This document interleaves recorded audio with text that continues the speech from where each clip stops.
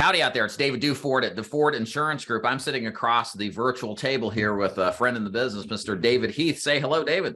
Hey, everybody. How we doing?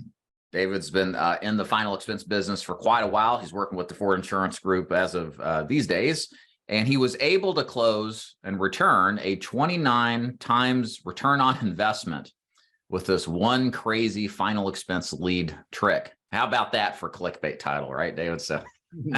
Good. And it's totally true. You know, when you use clickbait, you got to deliver. So that's why I have David on here, and he's going to talk about what he's been doing to write as much business as he's had. He's going to go through the process, how he works these leads, and of course, revealing how he gets the leads to begin with, and kind of some tips and tricks and how you can implement the same. So David, why don't we start off just with a short bio about yourself, how you got in the business? Okay. Well, like you said, I've been in the business a while. I've worked for multiple carriers, some MLM, some not. So basically what happened here was I got in a crunch. I've always been a direct mail kind of person. And had a mistake on my direct mail. Imagine that. Someone made a mistake besides me. That's the best thing. So I had to come up with a way to feed my family since I wasn't getting direct mail leads. And I knew I was at least 5 weeks out. You know, once it messed up, you can look at a minimum of 5 weeks before it's going to get back. So I started thinking about things that I'd done in the past. I'd seen other agents do in the past. And I was sitting there thinking, what am I going to do? And I thought, well, my goodness, we've got a county fair coming up. Now, I live in a rural part of Tennessee. So I knew that would get some people there. The one thing you want to do first is research where your clients are going to be. Now, if you haven't been in the business long enough yet to figure out who our clients are, you soon will. Give it a little time. But you have to figure out where you can get them. And I didn't know that this would go as well as it did. But I did know a free fair where you don't pay to get in the door, you're going to have people there. Right.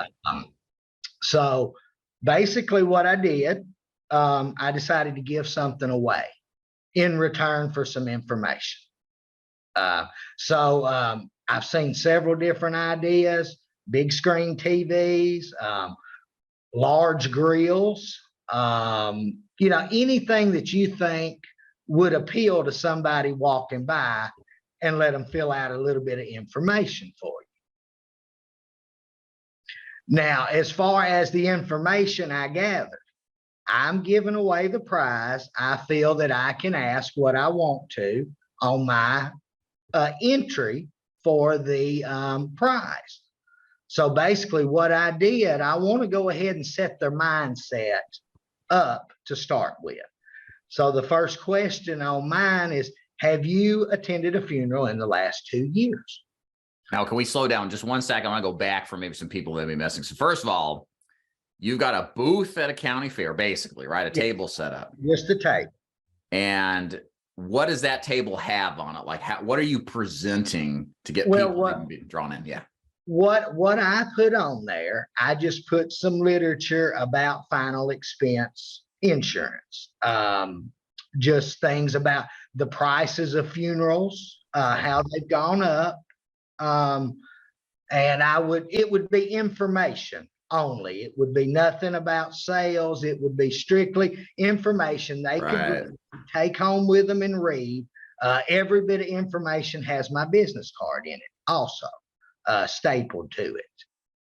But you don't want to come across, you want to give information. These people need to seek out what they need to do and make that decision on their own with your help if they need it. But it's not the information that's drawing them over. It's the free thing you're giving away. I think that's important for the audience to understand. It's freebie.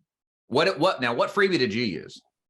I used a large barbecue grill this time that I had bought on clearance. I always look for that. You know, you gotta do the best you can. But no, you know, be looking for things big ticket items that are marked down very low. So something like this, I'm showing on the screen. You got something like this going on, right? Now that the audience knows what big prize are giving away, let's go through kind of what you're asking on the survey, because you're that's an entry to win the grill, right? Yeah. And there's some things you say on the form that helps you qualify if there's somebody you want us to talk to, right? Yes, sir. Yes, sir. Like I said, the way that I start out, the first question is, have you attended a funeral in the last 2 years? They'll answer that. The second one, if you were to die tonight, would you be a burden on your family? The third one is, how do you plan to pay for your final expenses? And I give them options underneath, like yes or no, but like on that question, it would be savings account, life insurance, or I don't know, or family member.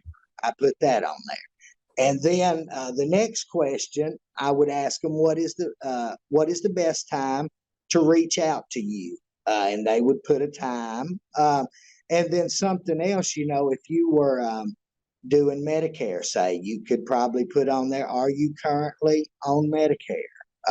And have a yes or no answer, to give you something to talk about when you reach out to these people is the main thing. Right. Yeah, that's great. So how many leads total did you get from this event? Well, the way that I've got it figured, I ended up with 131. I ended up with 3 repeats because I go through and take any repeats out before the drawing is done, because I feel that's only fair, 1 entry per person. And then out of those 131, a lot of them did have life insurance. They answered yes on that question, or that was how they were going to pay for their final expenses. There were 61 that answered no to that question. So what I started to do after that, once I evened them out, I put my ones on the right-hand side that appeared to be good. Now, you still want to talk to those people. Right. Just to make sure, because sometimes people don't tell the truth, believe it or not. Go figure. So I started with the 61. Now, I started calling them at first just to see which ones would pop first, because there were some that would actually write out a little message, I need your help, or something like that to the side, believe it or not. Wow. Those are the ones I called first. Anything that was written there. They were all pretty local. Now, I did have some that were 50 miles away or so that drove in, so they were all within driving distance. Right. So I started out setting appointments over the telephone at first.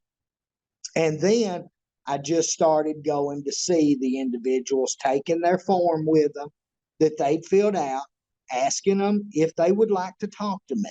I didn't come in to try to sell. I just came up to the door and I'd say, I noticed you don't know how you're going to take care of this. Could I show you a few options of how you can? Right. And I'd get some yeses, some nos, of course, like with everything else. But I didn't want to make them feel threatened or anything. I'm just coming by to see if they need more information as usual. Right. Right. Now, are you working these leads that you develop from this county fair any differently than how you work your normal direct mail leads? No, not at all. Not at all. Besides, let me take that back a little bit. When I come to the door with a direct mail lead, I'm a little more insistent about getting in that door. Right. You sent this in. You need my help, or that's the way I'm taking it. With this, it's a little different approach. May I help you? Honestly, is kind of the way I'm going, instead of I'm here to help you. Right. Gotcha. But that also depended on if they wrote anything down there. Like the lady that wrote she needed my help. I came to the door and I said, I'm now here to help you. Yeah, right. She asked for it. Yeah, you asked for me. You get it. But no, I would say 90% I'm working just like any other kind of direct mail lead. Gotcha. Okay. So I'm just curious some things. I mean, I've, like you've worked direct mail for years as a face-to-face agent for building my national telesales and face-to-face final expense agency. By the way, we recruit nationally, of course, as you guys know. But I'm curious, do you find that the leads you developed from the county fair were any different than your normal direct mail? Were they better off, healthier, anything different, out of curiosity? There, to me, buying direct mail for so long, the intent was better on these. Really? Honestly, the ones that circled, they had nothing. No, how they were going to pay for their funeral, they don't know. The intent on those were better. Now, overall, as a mix, I would say it all averaged out to about like a direct mail campaign, but it did depend. I noticed a difference on the way they answered the questions. I see. But those were the ones, and I guess this would be a good time to throw this in. Another way that I'm working these, I also do something called clover leafing. That is to go to the house on the left, the house on the right, and the house across the street. And when I go there, it's a cold door knock. I am just letting them know that I've been over to this individual's house. I'm the local agent here in the area. If there's anything they need, here's my business card. Please let me know. A few of those I actually got to come right on in the house right then. Good. So that's another way to try to take these leads and expand them, make you some more organic leads out of these. Right. And anybody running direct mail, I would highly recommend knocking on some other doors around that area. You're going to get told no and get ready for it, but there'll be a yes in there too. Well, and it's almost like an implied referral. Hey, I was down at your neighbor Joe's house and he sent this card back. I'm sure you've gotten it too. I'm here to help you out too. Do you want to sit out on the porch or come in? I mean, there's never know to ask, so that's good. Correct. And remember, in direct mail, they're blasting that entire area. It's not just one person getting a card. So right. They'll remember seeing a card come in. Oh, yeah. Do you, back at the county fair, when you're collecting these forms, are you standing behind the table, flagging people down? What are you doing to convince people to come to the table and fill the form out? Okay. I am letting the prize, per se, dictate all of that. The first day I sat there for a while, and I noticed people would go the other way sometimes. Now, why would they do that? I don't understand. I don't know, but they would. So after then, I decided I come up with a routine. I was still out working, but I would come by the fair twice a day. And what I would do is empty my bowl down to where there were just a few pieces of paper in there, registration forms. And I noticed as I would empty them down, it would fill back up quick, believe it or not. Sitting there with a full basket does not look good to somebody entering a prize, apparently. Right. So I did twice a day. I would go up there once in the morning. I would make sure it was cleared out. And then I'd go usually about 5 o'clock, because from 5 to 10, you had a lot of people coming in to eat. Because you got to think we've got local people from the community up there serving meals. So it's a gathering place in the evening. So I wanted to make sure, and I saw the amount of people putting in really go up once I started doing that. So really, you just got to get out of your own way. It's just don't scare people off. Just put the thing out there, empty it a couple of times, and make people think they have a good chance of winning. Yeah, and it takes care of itself. It's pretty good. Yes. Where else do you think you could use a strategy other than county fairs? Well, I've been looking at things. We have, and I don't know how this will work. My next try is going to be, we have these outside flea markets that come around. I'm going to try setting up something there at that. Trade shows would be a good idea. Now, something else, David, that I've done in the past and I'm going to continue doing, I've had to change my business because of what's happened in the United States over the last few years. I was locked into giving seminars at our retirement homes here in our part of Tennessee. Well, they stopped letting me in. That's another good avenue if you can do that, or any kind of we have it's not an assisted living, but it is a government funded basically complex where people can live at a reduced rate depending on what they draw. Right. And they all have to be seniors. Right.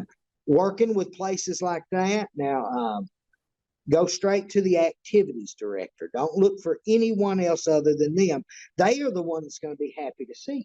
Right. Because their job is to put things on the calendar for the people. Mm-hmm. They may not have a rush of people coming wanting to talk to senior citizens. I don't know, but that would be a good avenue. I'm thinking about stretching out to other county fairs other than just local, because every county has one. Yep. That'll be next year though, not this year. And I'm like anybody else, open to any other ideas where I could try it myself. Yeah, I think this is what you're doing is just great, because I mean, just looking at the numbers here, you paid about $350 in total for everything accounted for, and just so far, it's prompted you 10,000 in issued business. You've still got appointments, you still got leads to follow up with, and stuff like this is great, guys. Especially if you're getting started in the business and cash flow is tight. If you just think creatively and you look for opportunities as opposed to like whining and complaining, you will find there's lots of opportunities, because most people don't do this stuff. County fairs, senior seminars, senior activity places. These places are all over. Flea markets, that's money right there. Yeah. And it's a great way to get a start in the business, get good leads, just like David said, and then create a bankroll so that you can now have that money to go buy direct mail or buy the higher quality leads that you can sell in person or over the phone. So, David, appreciate you being on the call here with us and talking about what you do. And let me know how your next flea market goes. I sure will. I appreciate it. All right. Bye, Everybody Dave. go sell. That's right. Thank you. Thank you.